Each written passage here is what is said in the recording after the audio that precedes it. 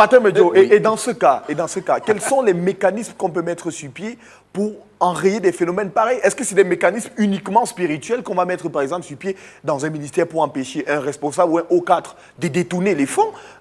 Est-ce que cette solution spirituelle serait la solution dans le cas de ce que vous parlez dans votre ouvrage? Je dis bien qu'il y a deux volets, n'est-ce pas, dans le développement. Le développement matériel et le développement spirituel. Il apparaît difficile que l'on puisse tout simplement parler du développement spirituel et aboutir à quelque chose. C'est pour ça que je suis d'ailleurs très heureux puisque j'ai appris qu'il y a une académie qui a été créée, qui est en cours, n'est-ce pas, au niveau du RDPC.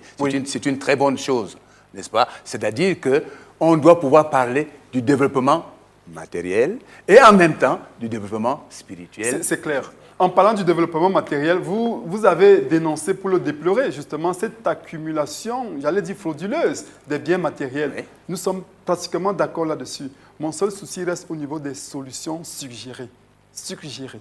Et si vous n'avez pas de solution, je vous en suggère une. Pour être concret, pragmatique dans notre cher et beau pays, le Cameroun, à savoir, si je vous proposais un matin médio, peut-être ce n'est pas à vous l'instance de décision.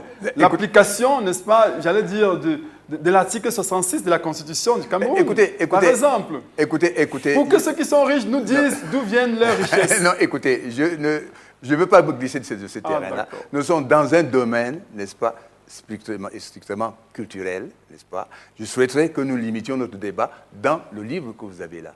Et ce que je suggère, je suggère justement, non, mais sinon vous me parlez par exemple de la Constitution, moi je ne parle pas de Constitution. Je parle de solution. Par rapport à la dénonciation. Non, je suis désolé, il ne faut pas qu'il y ait, n'est-ce pas, des dérapages. Mais restons dans le cadre de ce livre, mais je vous suggère ici une démarche pour pouvoir arriver à vous trouver une vérité matérielle. C'est-à-dire que vous avez l'Esprit de Dieu en vous, monsieur le professeur, cherchez cet Esprit de Dieu. Si vous le trouvez, et si vous vivez en harmonie avec lui, croyez-moi, vous verrez les miracles avec lui. C'est entendu, c'est la solution miracle. Les téléspectateurs ont suivi. Avec votre permission, Romanique, je voudrais, voilà, avec Martin Medio, revenir une dernière fois à la page 126.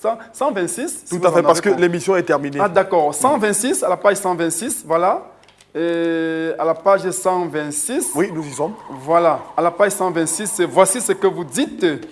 En effet, je suis là au deuxième paragraphe, s'il vous plaît. Oui. En effet, avec une élégante précision et une intelligence sans faille, l'esprit universel orchestre tout qui advient au sein des milliards de galaxies selon le plan divin précis.